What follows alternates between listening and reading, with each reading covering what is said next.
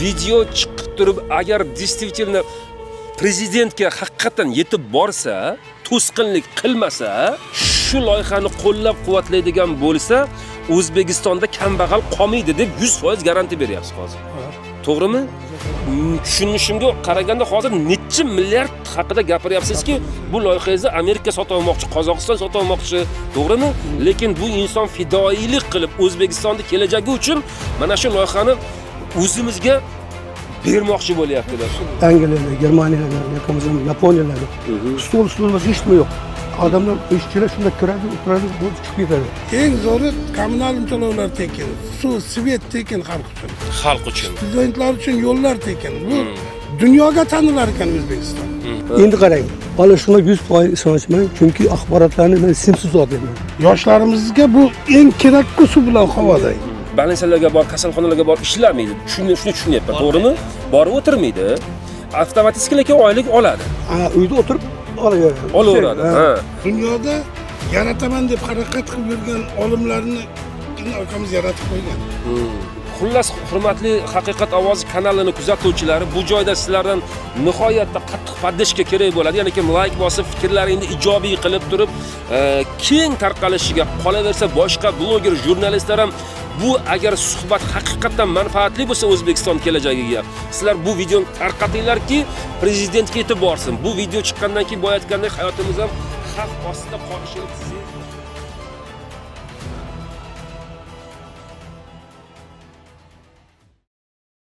Assalomu alaykum, hurmatli Haqiqat ovozi kanalini kuzatuvchilari. Hozir mana shu o'zlaring bilgan ranchoyimdaman. To'g'risi, hozir mana shu joyimga ham odamlar, ya'ni ki murojaatchilar qidirib kelishni boshladi. Bugungi murojaatchimiz shu paytgacha men olib chiqayotgan murojaatchilarimning umuman boshqacha. Bir tomondan o'zim hozir qisqacha suhbatlashganimda tushunganim shu bo'ldiki, O'zbekistonni iqtisodiyoti, xalqimizni farovon yashashligi uchun domlamizni berayotgan fikrlari haqiqatan agar amalga oshsa, nihoyatda katta foyda keltiradi. Hozir tushunganimcha gapiryapman. Men o'zimdan qo'shib gapirganim yo'q. Даже domlamizni hozir aytayotgan ba'zi jumlalarini даже hazm ham qila olmayapman, o'zim ham даже ishonmayapman to'g'risi. Siz aytayotgan raqamlar, siz aytayotgan O'zbekistonda kelajagi uchun yorqin bir davlatni ko'ryapman. Sizdan fikringizdan eshityapman. Mana o'quvchilaringiz yoki shogirdlaringiz bilan G'ayrat akam orqali keldingiz va bu video chiqib turib, agar действительно prezidentga haqiqatan yetib borsa, prezident qo'llab-quvvatlasa, ya'ni kim yonidagi ba'zi O'zbekistonda iqtisodiyotini orqaga tortishni ko'zlagan yoki bo'lmasa prezidentning siyosatiga qarshi ba'zi odamlar agar to'sqinlik qilmasa, tushunishim bo'yicha prezident tashabbus ko'rsatib, prezident shu loyihani qo'llab-quvvatlaydigan bo'lsa, O'zbekistonda kambag'al qolmaydi deb 100% garantiya beryapsiz hozir. To'g'rimi? 100% garantiya beryapsiz. Va hozir bu ustozni hamma ish bilan ta'minlanadi. Butun O'zbekistonda ish bilan ta'minlanmagan odam qolmaydi. Hamma boshqa davlatlardagi o'zbek musulmonlarni barini chaqirib olamiz, xudo xolasa. Chet elda yurgan musofirlarning hammasi ham O'zbekistonga qaytib keladi. O'zbek qolmaydi. Hammasiga ish bilan ta'minlaymiz, hammasini pul bilan ta'minlaymiz. Endi boya bir so'zni, ya'ni syomkani boshlashdan oldin aytdimki, bizning xalqimiz ba'zi paytda bir yaxshi fikrni, g'oyani o'rtaga tashlasang, bo'lmagan gap, har xillarga shuncha biliming bor ekan, nima qilib yuribsan shu paytgacha deb turib malomat ham qilishlari ham mumkin-da endi. Xullas kalom, men holi aniq o'zim ham unaqa darajada ishonch hosil qilganim yo'q. Ishontirish endi sizdan, mana o'quvchilaringizdan, G'ayrat akamda hozir yonib kelganlardan va yana ikkinchi tomoni borki, so'zlardan tushunyapmanki, bu video chiqqanidan keyinsiga prezidentga yetib bormaslik uchun nihoyatda qattiq bosimlarga uchrashimiz mumkinligini ham ko'z oldimga keltiryapman. Qisqasi, agar O'zbekistonda siz aytganda iqtisodiyotiga shunchalik katta yordam kiritadigan bo'lsa, ya'ni kim ijobiy natijalar kiritadigan bo'lsa-yu, bu loyihaga qanaqangi bir vallomatlar qarshilik qilgan taqdirda ham, men jonimni tikib bo'lsa ham O'zbekistonda kelajagi, obodligi uchun, farovon hayot uchun bu loyihani prezidentga yetkazish uchun chin dildan harakat qilaman. Rahmat. Men shuni tushunyapman, hozir bu loyihani ko'tarib kirmagan eshigingiz qolmabdi. Prezidentni yonigacha yetib borgansizlar, bitta eshik qolganda kirib bormagansizlar, shunday tushunyapman hozir. Xullas, hurmatli Haqiqat ovozi kanalini kuzatuvchilari, bu joyda sizlardan nihoyatda qattiq podдержка kerak bo'ladi. Ya'ni kim like bosib, fikrlaringni ijobiy qilib turib, keng tarqalishiga, qolaversa boshqa bloger, jurnalistlar ham bu agar suhbat haqiqatan manfaatli bo'lsa O'zbekiston kelajagiga, sizlar bu videoni tarqatinglarki, prezidentga yetib borsin. Bu video chiqqandan keyin bo'layotgandek hayotimiz ham xavf ostida qolishini sezdim. Bo'layotganimda yana aytaman, kapanligimni yelkamga olganman. Vatan uchun jonim fido bo'lsa, fido bo'lsin. Agar haqiqatan yaxshi loyiha bo'ladigan bo'lsa, prezidentga yetib borsin. Tushunishimga qaraganda hozir necha milliard haqida gapiryapsizki, bu loyihangizni Amerika sotmoqchi, Qozog'iston sotmoqchi, to'g'rimi? Lekin bu inson fidoilik qilib O'zbekistonning kelajagi uchun mana shu loyihani o'zimizga bermoqchi bo'lyaptilar. Shunday. Mana yaqinda ham chiqyapti. Vatanimizni rivojlanish uchun. Vatanimizni kelajagi uchun. Yaqinda ham mana Qozog'istondan chiqishdi kat. Yo, vatan uchun, xalqim uchun qilaman deb turibdi otaxon. Uncha odam masalan bunaqa milliard dollarlarda eshitganda loyihasi uchun, to'g'risi oyoq qo'li qaltirab shuni topshirib yuboradi, qo'yapti. Akamiz ichki ishlarda shu yo'nalishda ishlagan, umrini bag'ishlagan. Kibernetika sohasi. Kibernetika. O'g'illari ham Allohga shukr, Alloh nazar tushgan. O'g'li seriyoz joyda ikkala o'g'li ham ishlaydi, farzandlari. Shogirdlari ham kerakli joyga borgan, kirganda noto'g'ri tushuntirganda prezidentga, prezident atrofidagi vakillariga. Ularga ham to'g'ri informatsiya bormayapti deb shunday deb tushundik. Tushunyapsizlar, xo'p. Hozir bizning masjidlarimizda, mahallamizda jamoa bilan duo qilyapmiz. Shu akamizni amalga oshsin. Eshitdi o'sha odamlar, eshitdi. Fanlar akademiyasiga bordik, vazirliklarga borgan mana xatlar, hujjatlar turibdi.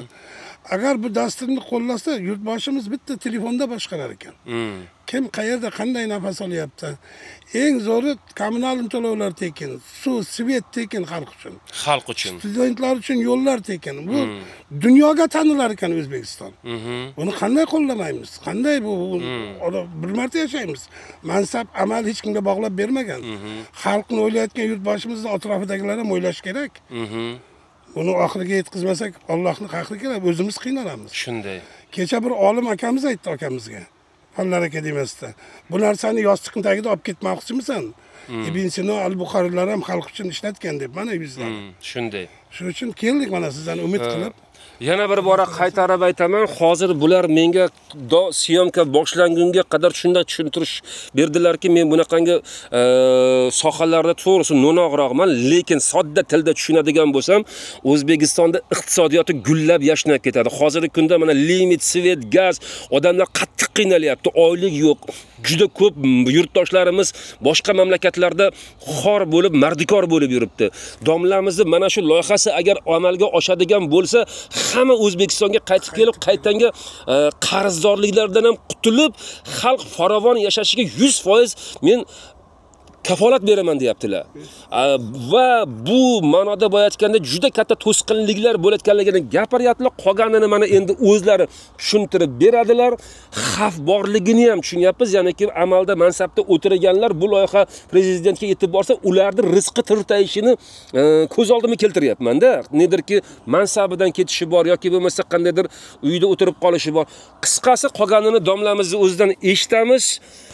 Al-Xorazmiy nomli virtual davlat boshqaruv o'zbek modeli tizimi taqdimoti. Tizimi asosi. Endi mana o'zingiz tanishtirib, domla endi o'zi chiroyli tushuntirasiz qolganini. Assalomu alaykum. Alloh taolam hamma narsani yaratgan, hamma narsani o'zini egasi, o'zini qonun qoidasi, o'zini vazifasi bo'yicha qilingan bo'lib, bu narsalarning ichida ikkita narsani inson hayoti bilan suvniga alternativi yo'q. Boshqa hamma narsalarni bajarsa bo'ladi, to'g'rilasa bo'ladi. Ular uchun Alloh taolam o'zi hamma yo'llar bergan, o'zini voqealarni yuborgan. Mana shu qancha yildan beri, 20 yildan beri korrupsiya to'g'risida, kiberxavfsizlik to'g'risida gapirilyapti. Qancha qonunlar chiqarilyapti. Qancha hozir 20 ming, 30 mingdan oshiq odam shu bilan mashg'ul bo'lyapti. Buning asosiy sababi kibernetika fanini bilmasligimiz. Kibernetika faniga asosiy kirgani bu kompyuter bo'lib, kompyuterni 15% dan foydalanyapti. Rossiya, Turkiya, Osiyo davlatlari. Bu faqat informatika fanini o'qib, Word, Excel bilan foydalanib, uni hammasini faqat operator ishlarini qiladigan ishlarni qilyapti. Shuning uchun kompyuterni asosiy qismlari doimiy xotirasi bilan tashqi xotirasi ishlamayapti. Bu doimiy xotira bilan tashqi xotirani bular foydalanyapti serverda, ya'ni internetda. Demak, internetda ham noto'g'ri ishlayapti, kompyuterda ham noto'g'ri ishlayapti, uyali telefonda ham noto'g'ri ishlayotgani uchun biz mana shu korrupsiya, kiberxavfsizlik hammasiga botqoqqa botib qoldik. Agar buni chiqishdan birdan bir yo'li kibernetika fanini o'qish yoshlarga qaytadan bilim berish hamda mana shu men tayyorlagan dasturni kiritsakgina biz ham shu kiberxavfsizlik va korrupsiyani yo'q qilgan bo'lamiz, yaxshi farovon yashashni ta'minlaydi.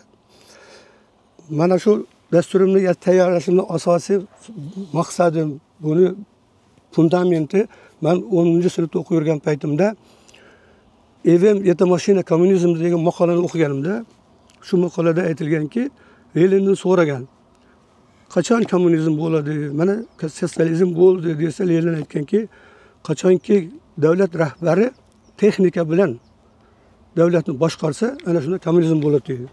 Mana shu narsani men o'qib olib, ilm olib, Politexnikani Evemga kirdim. Undan keyin Limtunda Leningradda o'qishni bitirdim. Undan keyin yana bitta Yusha shkola o'qishni bitirganman. Shu o'qib yurgan paytlarimda men hamma vazirliklarga, hamma tashkilotlarga, hamma korxonalarga, aholilarni hammasiga bitta jam qiladigan dastur yaratdim. Bu dasturning nomini Al-Xorazmiy nomli virtual davlat boshqaruvi modeli deb qo'ydim. Chunki Al-Xorazmiy bobomizning haqiqiy formulalaridan foydalanganman bu yerda. Shuning uchungina bu butun O'zbekistonni inidan ipigacha hammasini bir joyga yig'ib olib, bitta diskka yozib, undan har bir vazirlik, har bir rahbar, prezident, boshqa hamma o'ziga keraklisini olaveradigan bu dastur yaratildi. Dastur asosan yuqori yazikdagi tillar bilan tuzilgan bo'lib, ya'ni sizlar hozir ishlayapsizlar raqamlashtirish degani bu to'g'ridan-to'g'ri internetga raqam bilan chiqarib qo'yish. Kompyuter ichiga kirmayapti informatsiyalar o'rtoqlar. Shuning uchun sizlarning programmalar ishlamayapti. Programma ishlaydi qachonki kompyuterning asosiy pamyati bilan внешний pamyatiga informatsiyalarni yozsa, ya'ni ularni mashinalik kodga aylantirib yozish kerak. Domlajon, sizni gapingizni bo'lib sodda tilda tushuntirishga urinib turaman-da. Tomoshabinlarimiz soddaroq bo'ladi. Ikkinchisiga savolimga javob berib, keyin o'tib ketaversangiz bo'ladimi? Bo'ladi. Endi chunki siz nihoyatda bilimli insonsiz.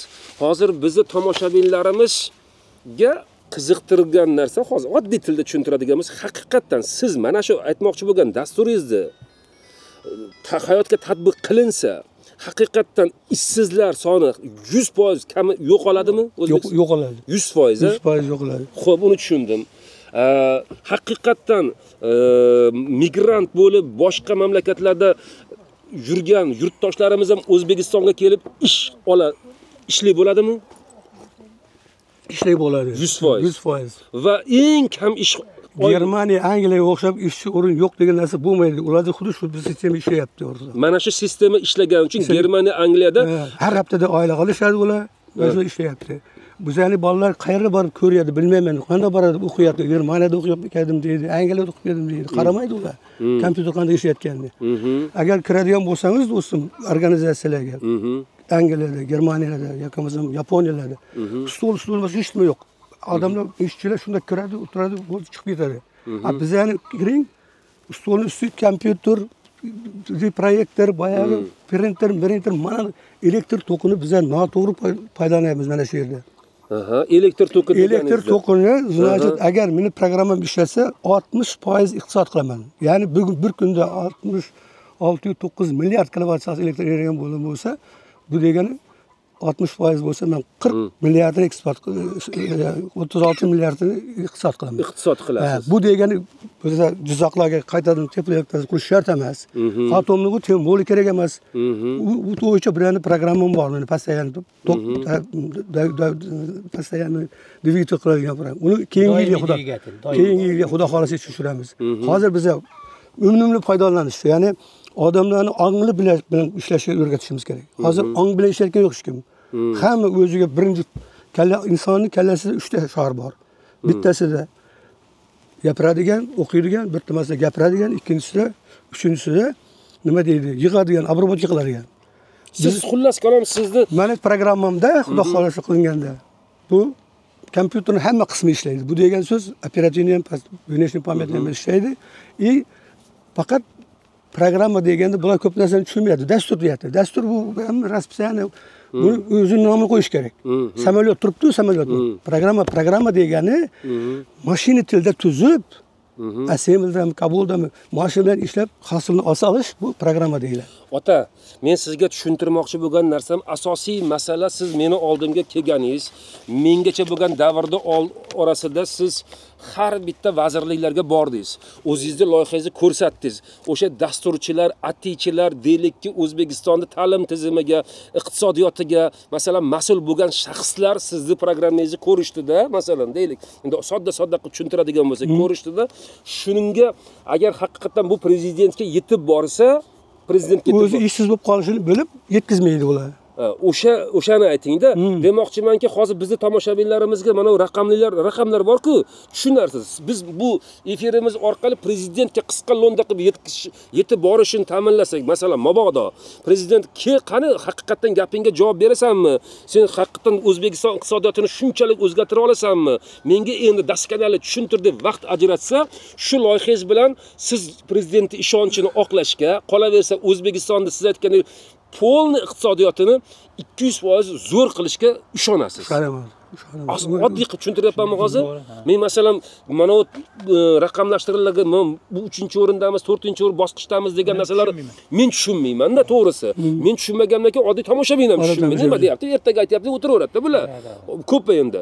Demoqchimanki, shuni qisqaroq, lo'ndaroq qilaylikki, hurmatli prezident, mana shu efirimiz orqali sizni oldingizga yetib bora olmaydigan professor olim, kibernetik olim, mana shu kibernetika sohasi bo'yicha O'zbekistonda men o'zimni yo'nalishimda eng faoliman. O'zbekistondagi hamma kibernetika sohasida men zo'raman deganlarda ham kerak bo'lsa o'zimni bilimim bilan yanchib tashlashga tayyorman deyaptilar, masalan. To'g'ri aytyapmanmi? To'g'ri. Yo'q, O'zbekistonda kibernetika sohasida. Rossiyada ham yo'q. Osiyada yo'q. Aynan mana shu domlamizni hozir ismingizni nima dedingiz? Abduvahab aka. Domlamizni hozir gaplari bo'yicha bu loyihalarini Qozog'istondan ham sotib olish uchun xaridor kelyapti. Raqamda qancha pulga so'rayapti masalan? Raqamda 10 milliardga so'rayapti. 10 milliard dollarga. 10 milliard dollarlik loyiha. Amerikaga 300 milliardga projekt qilyapmiz. Tijorat taklif yuborganmiz. Amerikaga 300 milliardga tijorat taklif yuborgansizlar. Приблизительно mobil mukofotiga ham xatlar jo'natilgan. Turibmiz hozir javobni. Mukofotlar. Agar hozir Amerika masalan buni to'liq o'rganib chiqsa, domla, endi yana bitta oddiyroq savol beraman. O'rganib chiqib ularga ma'qul kelib qolsa, siz 300 milliard dedingiz, ular masalan 200 milliarddir, 150 milliarddir sizga taklif qilsa, sotib olasizmi loyihani? Yo'q. Men eng minimalnisini ko'rsatyapman. Chunki meni programmam ishlatsa 20 million odamning ishini qiladi. Demak 20 million odam Amerikada. Nima uchun Qozog'istonga 10 milliard deyapman? Ularda qancha? 19 million aholi. Ularda 400 million aholi. Shundan 20 millionini ishini qiladi programma. Bu programma shu mamlakatda odamlarning, ya'ni kim sonini hisobidan ko'pligini hisobidan ish ketaverar ekan. Axborotlashtirish jamiyatida kimlar ishlayotgan bo'lsa, banklar shularning ishini qiladi-ku bu. Ilon Maskga. Endi Ilon Maskdan kelgan xat. Yo'q, yuborganimiz. Yuborgansiz. Javob bor. Nobel mukofotiga yuborganmiz. Xatlar yuborilgan, Nobel mukofotiga, mana Nobel mukofotiga 2025-yil mana yubordik. Endi ko'rib chiqilayotgan bo'lsa kerak. 24-yil javob olganmiz, programmani ber deyapti. Men bermayman dedim.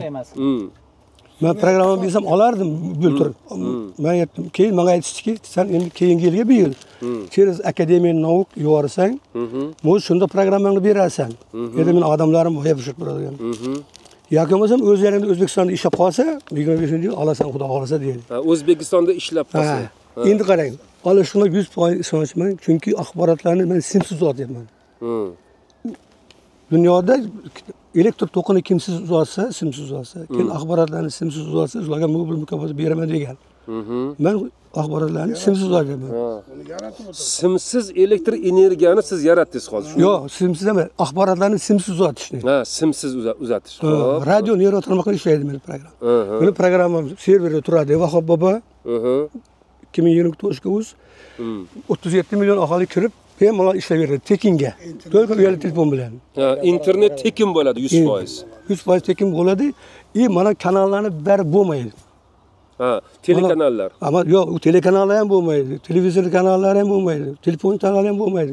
Mana Facebook, Instagram, Telegram hopla hamma. Siz aytmoqchi bo'lgan, meni shu loyiham ishga tushadigan bo'lsa, mana mobil apparat, mobil kanal, telekanal nimalar, deylik, ijtimoiy tarmoqlar. Ijtimoiy tarmoqlar. Facebook, Telegram, YouTube.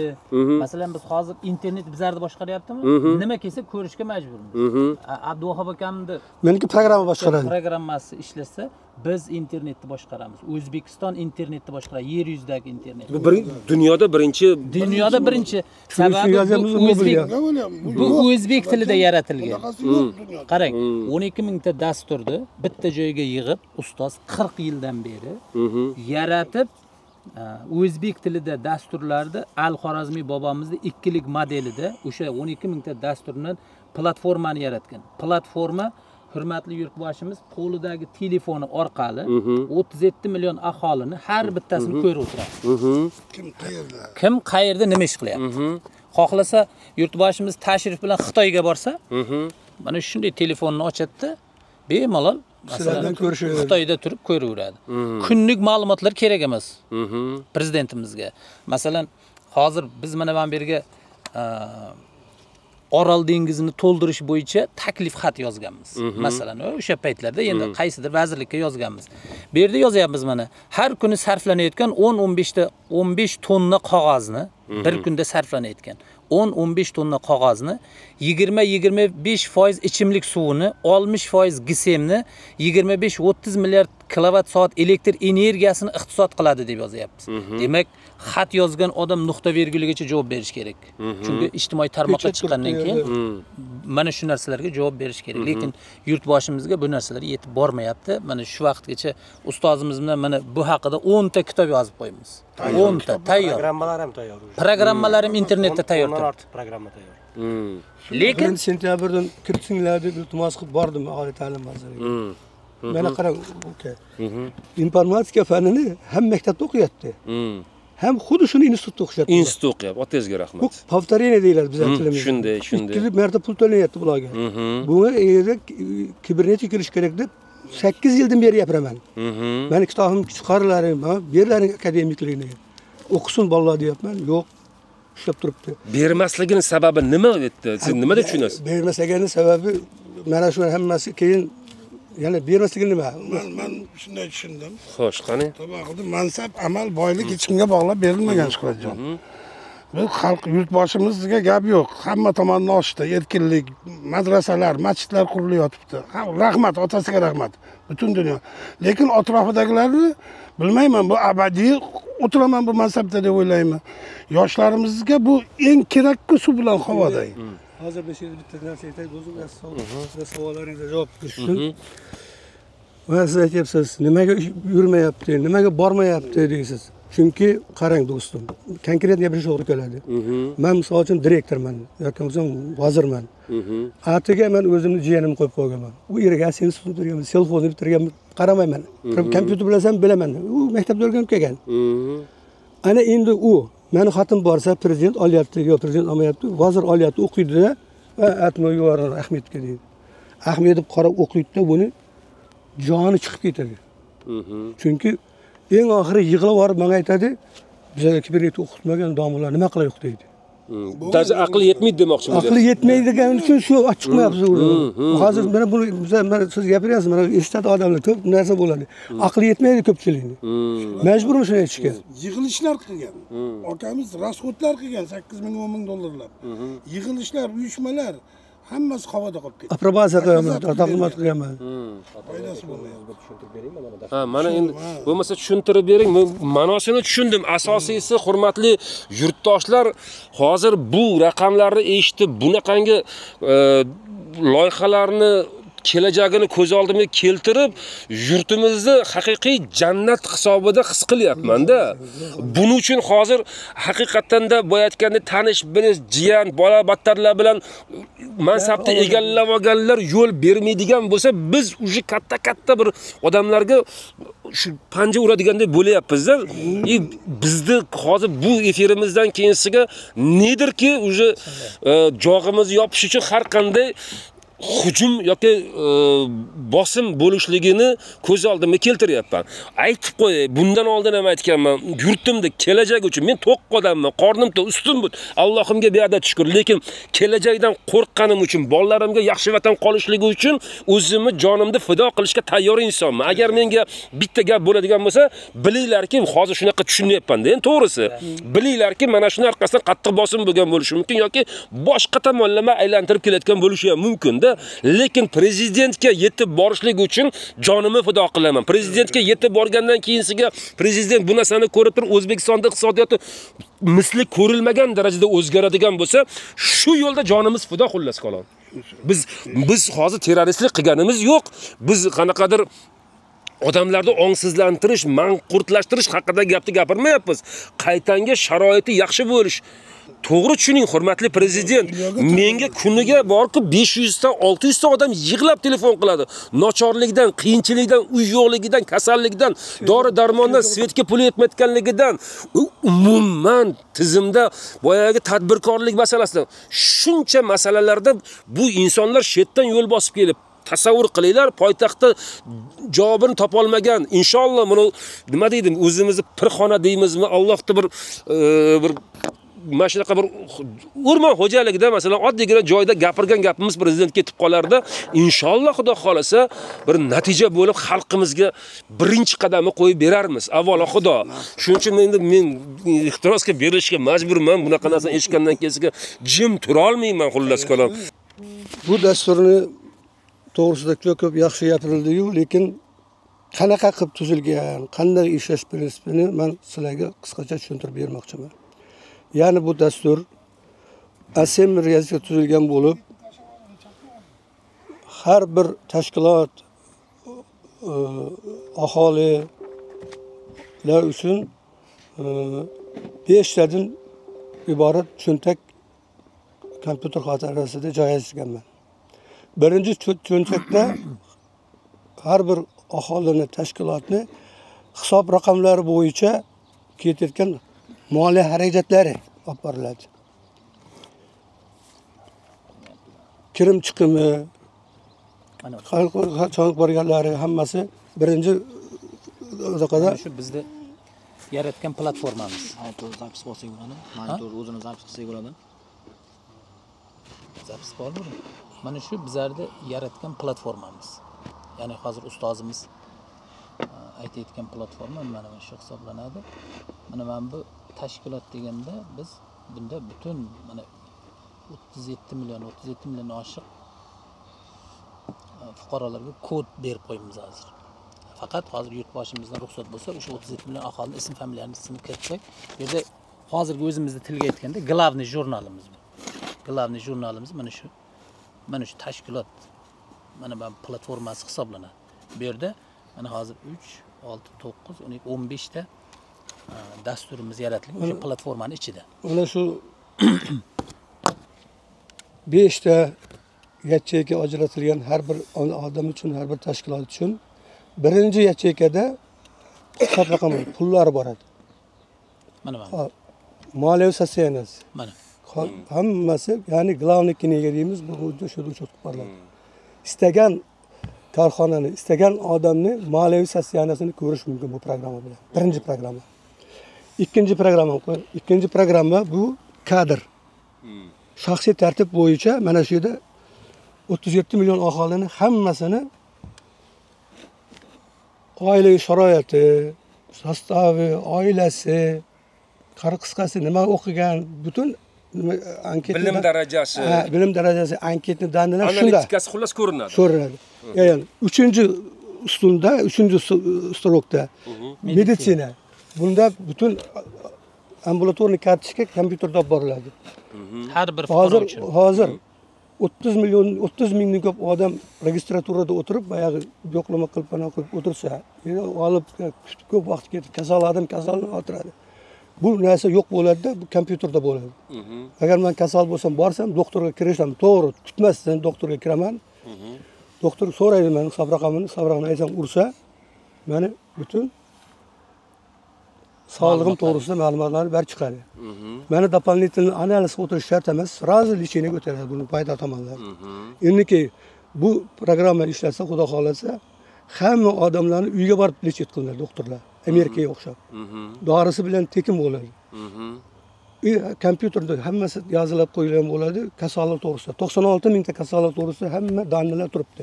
Mana oddiy mana shu meditsina sohasi bo'yicha savol berayda. Bering. Masalan, mana meditsina. Meditsina hozir deylikda, mana shu meditsina bo'yicha deylik,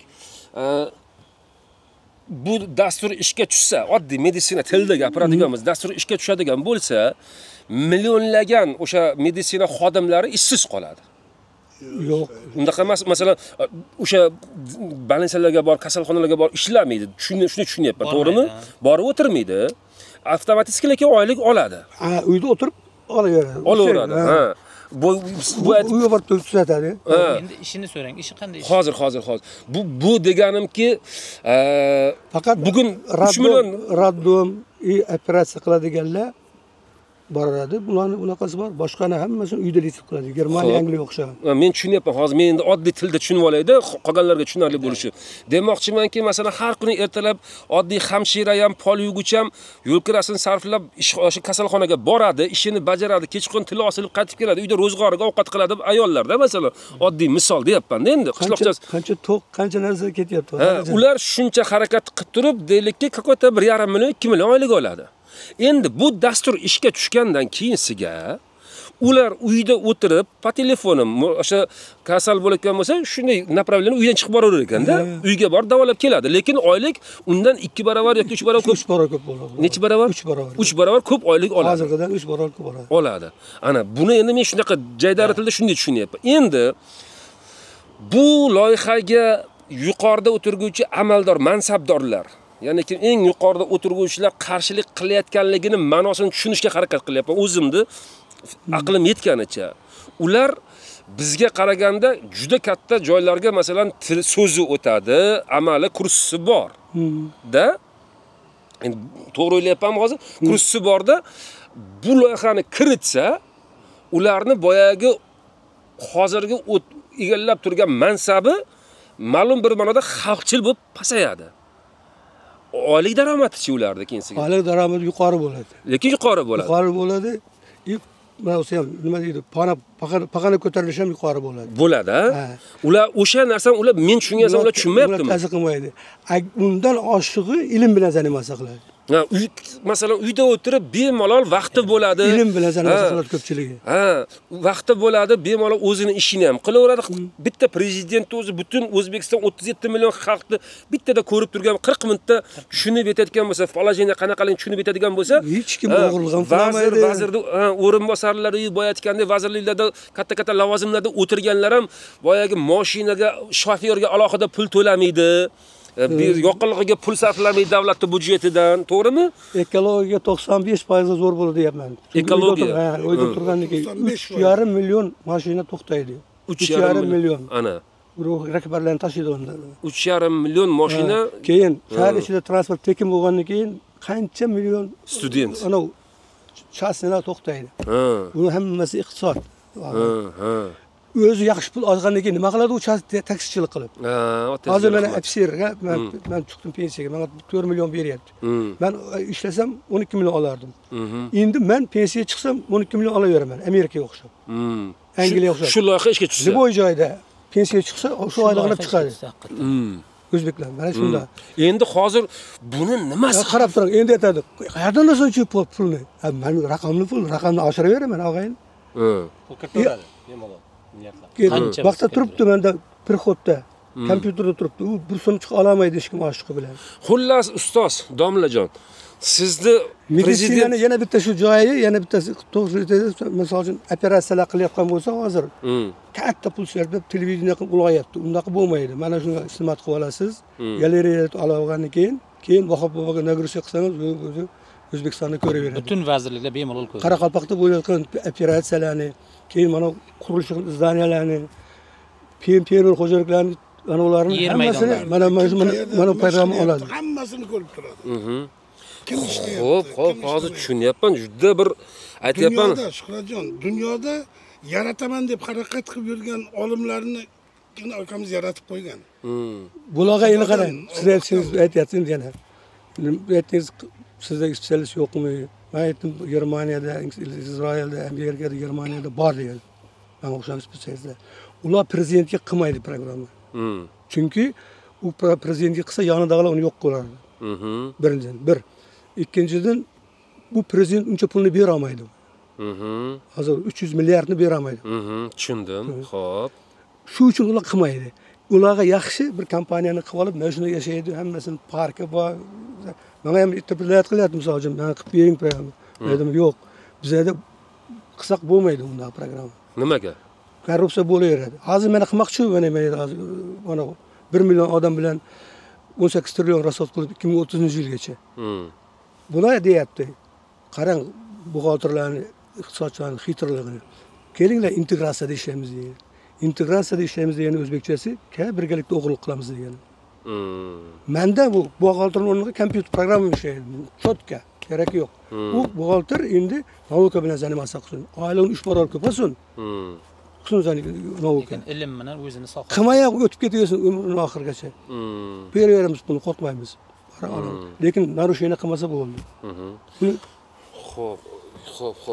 Mana bu endi bayog'i kadastrlar bo'yicha 7 million aholini uyini kadastri, 1 million korxonalarning kadastri hammasi olingan, tayyor turgan bo'ladi.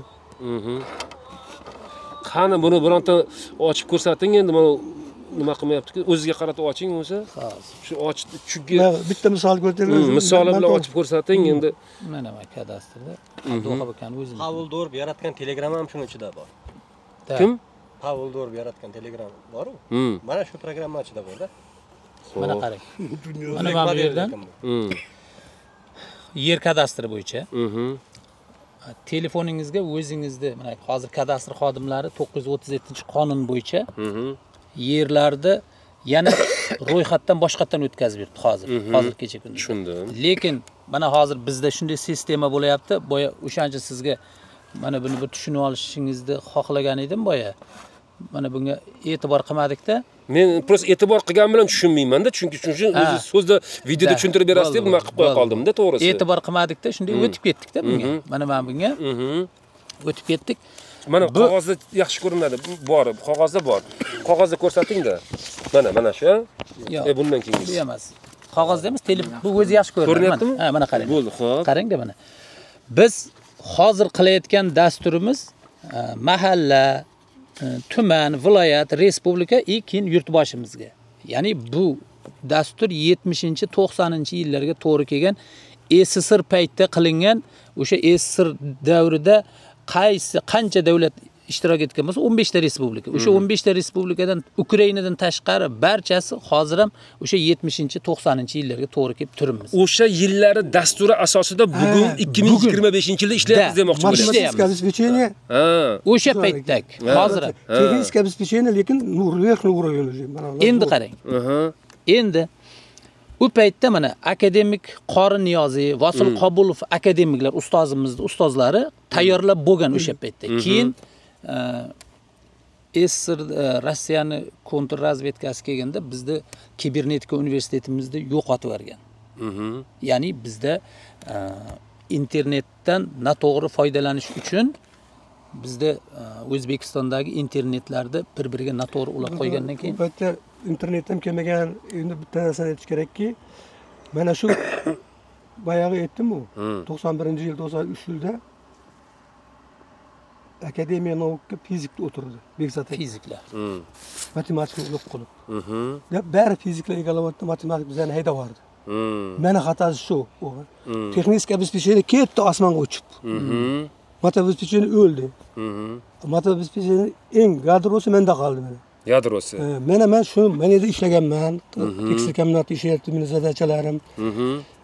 Keyin mana yerda ishlayapti, mana geologiyada ishlayapti. Endi men uni qildim, hech kim qilmagan programmani. Ogas deydi. O'sha государственный prezidentga qilingan programma. Tushuntirib bildimmi? Bular bu yerda 1 million odam 18 trillion pul bilan 2030-yil ishga tushirmoqchi bo'lsa tushira olmaydi. Koreyslardan olib qilayotganda ishlamayapti. Men buni 1 oyda ishga tushirib beraman mana. Tayyor programma 1 oyda. Agar erta ruxsat bersa 1 oydan keyin shunda program o'tirib prezident ko'raveradi. Shu gap baychasi kerak. Xullas, dunyoda birinchiga chiqaramiz deyapti. Mana shogirdlari dunyoda 1 oyning ichida. Butun musofir o'tib yurgan bolalarimiz, farzandlarimiz. Hozir birinchi o'rinda Yaponiya bormi? Yaponiya chiqamiz. Hozir. Men tushundim hozir. Xullas Yaponiya ilm ma'rifat bo'yicha xullas kalom kompyuter umumiy ma'noda birinchi o'rinda turgan bo'lsa, siz mana shu programma bilan ulardan o'tib ketaman deb ishonch bilan chunki ular bank sistemasini yo'q qila olmayapti. Ularda korrupsiya bor. Men bank sistemasini boshqa birolar yo'q qilyapman, hamma qilyapman. Bu yerda значит hech bir davlatda yo'q bankka qarshi chiqadigan odam. Mana shu raqamli boshqarish. Men uni tushundim. Aytishadi bular. Raqamlar nima ekanini tushunmayapman, tushuntirib beraman hozir sizga. Xullas kalom domla umumiy maqsad, agar prezident sizga 1 soat vaqt ajratsa, mana shu O'zbekistondagi eng kuchli olimlarni, kibernetiklarni, qolaversa har sohadagi eng yuqori malakali mutaxassislarni olib kelib qo'yib turib, siz bilan sportga qo'ysa hammasini mana shu o'zingiz dasturingiz bilan prezidentni ishontira olishga ishonasiz. Ishonaman, ular keladi, yapiramay turaveradi. Keyin prezident olib uchrashgan. Bitta narsani urish mumkin ularni. Chunki 30 yil nimaga aldab yuribsanlar deb. Menga Alloh taolam yaxshi sabr bergan. Men 5-4 prezidentga kirsam bo'lardi. Qudalarim zominli. Prosta men mana shu yoshlarga zarar kelmasin deyapman. 1 oyda o'zgartirib berar ekanman. Mayli Kirgiziston zavodini qo'ysin bo'ldi. Bularda ayb yo'q bechoralar yoshlar, mana ularda. 91-yil xato bo'lgan. Kattalar xato qilgan. Tushundim. Hozir aytayapman-ku, buni 1 soat qarang, endi ming odam kelsin O'zbekistonni, olib keling, Koreyadan olib keling, men bilan gapirsin, baribir menga javob bera olmaydi. Chunki Koreyslar qilib bergan mana kadastr ishlamayapti. 25 million qilib bergan O'zbekistonga. 25 million dollarga. Men 3 milliardga qilib beraman deb borganman, xatim bor.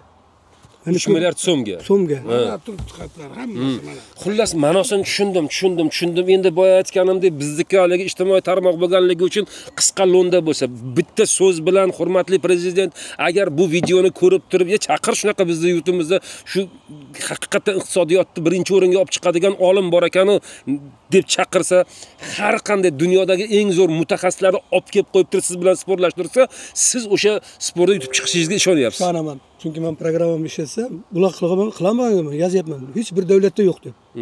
Demak, nima yozaman, haqim bor unda yozishga. Yo'q, qilolmaydim da programmani.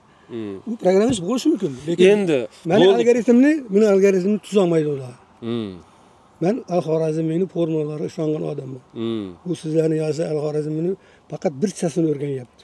Al-Xorazmiylar demoqchisizki, bu programmalar ustida, ya'ni matematika yoki bo'lmasa bilim o'zlarini yo'nalishdagi sohada ishlashni boshlaganda dunyo uxlayotgan bo'lgan. Romanovskiy kelib buzib ketgan O'zbekistonga matematika kelganda, bitta xazini o'rgatib yuborganda o'zbeklarga bir qismini olib qolgan. Mana uni biz ko'tardik, biz chiqarganmiz ham. Keyin chiqarmoqchi yuruvdik, bo'lmay qoldi. Qisqasi hozircha qisqa lo'nda qilib shuni tushuntirsak bo'ladi. Bizga faqatgina bitta O'zbekistonda xohlasa endi uni maqtanish kerak, iloji yo'q, gapirmasam bo'lmaydi. Agar bu program ishlaydigan bo'lsa, Al-Xorazmda bobomizning ruhlari shod bo'ladi.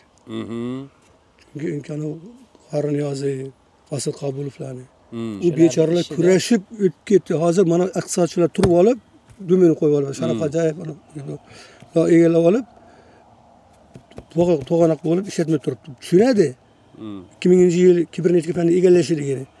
kiberni qo'ymayotgan sabablarini hammasini mana endi tushuntirib bildimmi? Tushundim. Men oddiy tilda tushundim. Boya aytganda bu sohalarda mana AT-patilarda ma'nosini endi tushunyapman-da. AT deganingiz bu operator degani. Operator. Endi bitta savol bering. Sun'iy intellekt deganda nimani tushunasiz? Sun'iy intellekt deganda nimani tushunasiz? Hamma aytyapti, sun'iy intellekt. Sun'iy intellektni bular ham tushunmayapti. Sun'iy intellektni Charles Darwin insonlarni to'rga bo'ladi. Past intellektli, o'rta intellektli, yuqori intellektli, yer intellektli. Past endi jinnilar. Mana shu yaxshi intellektdagi odamlarni qiladigan ishiga programma tuzib, uni mashina bilan bajarib, mashina bajarishiga sun'iy intellekt deyiladi. Hozir sizlarning bolalaringlar sun'iy intellekt deyapti, bu boshqa narsani gapiryapti.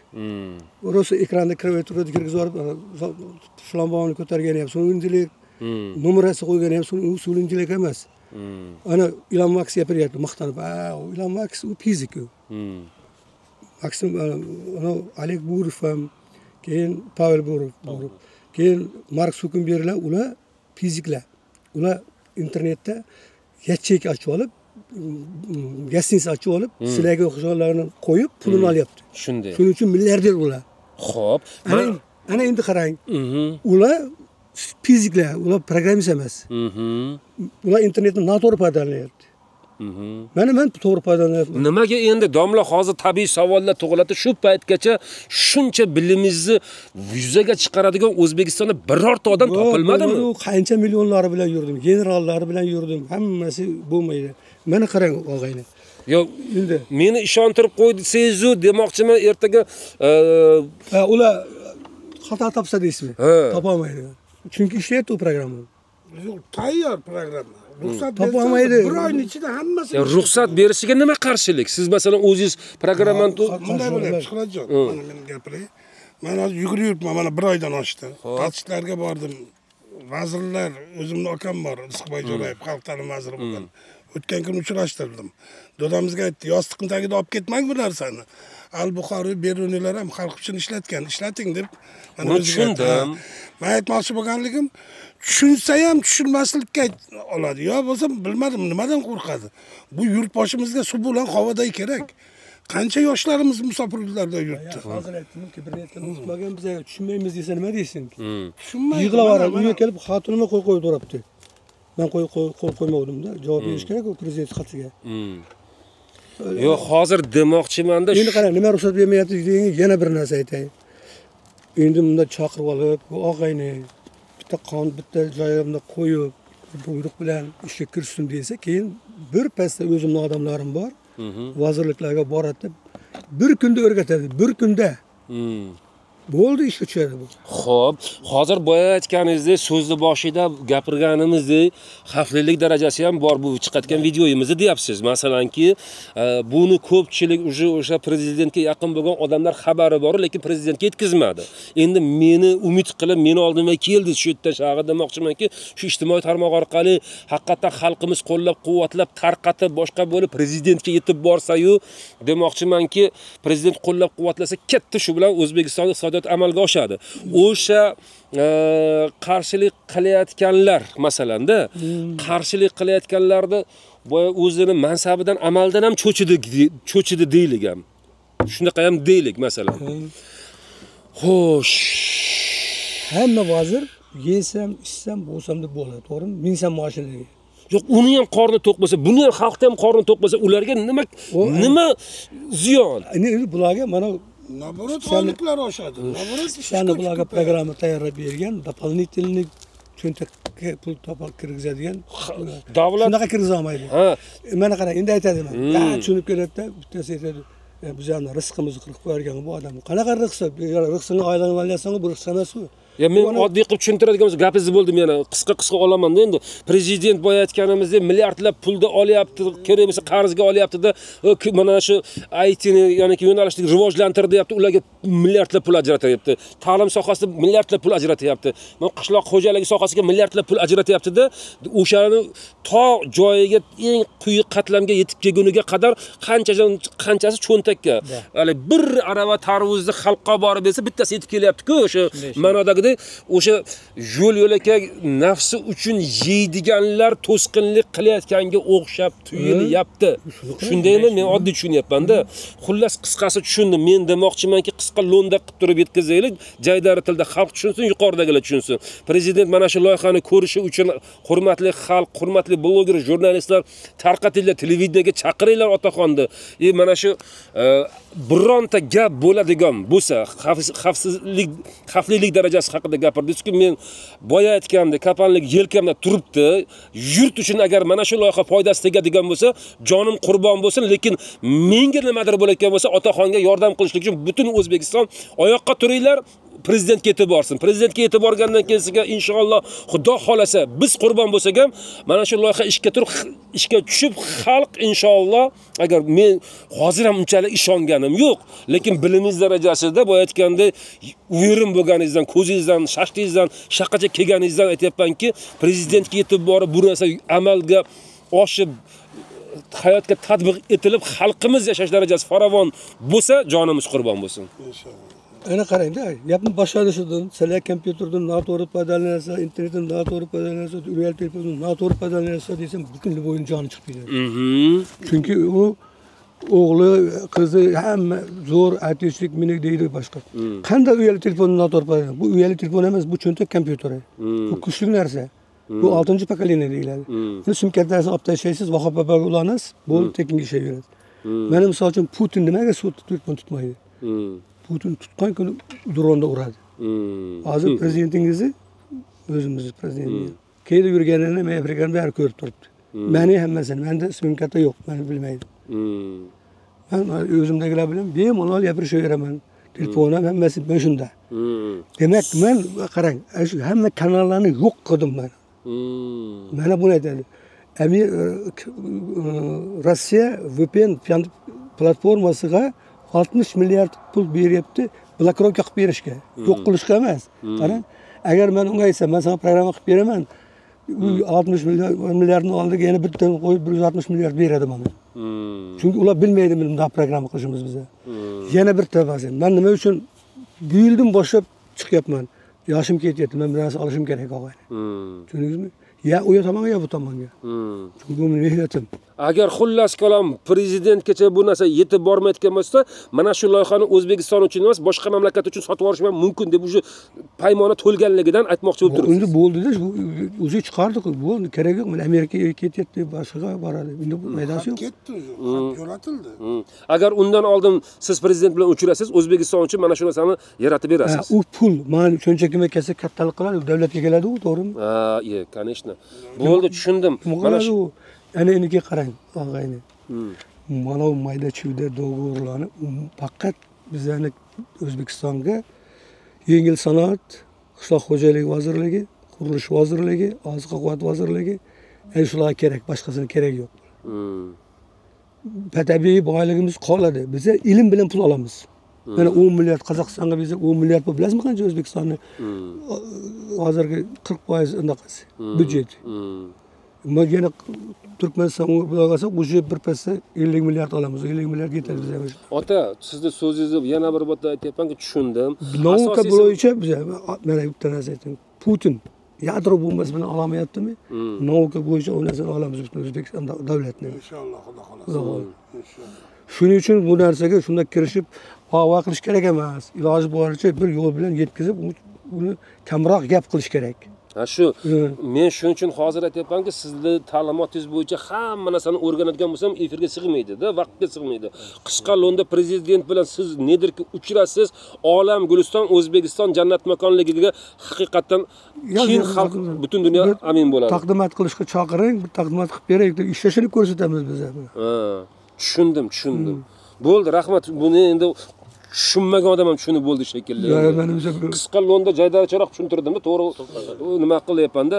Hurmatli prezident, umid qilamiz mana shu otaxon bilan ko'rishing, O'zbekistonda kelajagi yurtdoshlarimizni farovon yashashligi uchun bir marta mana shu videoni ko'rib turib, otaxonni chaqiring, zora haqiqatan shu kunlarga yetib kelsak, haqiqatan haqiqiy jannat makon mamlakatga aylansak, dunyo bo'yicha eng reytingi baland mamlakatlarga aylanishga mana shu videomiz sababchi bo'lishida inshaalloh Parvardigor o'zi madadkor bo'lsin. Allohu akbar.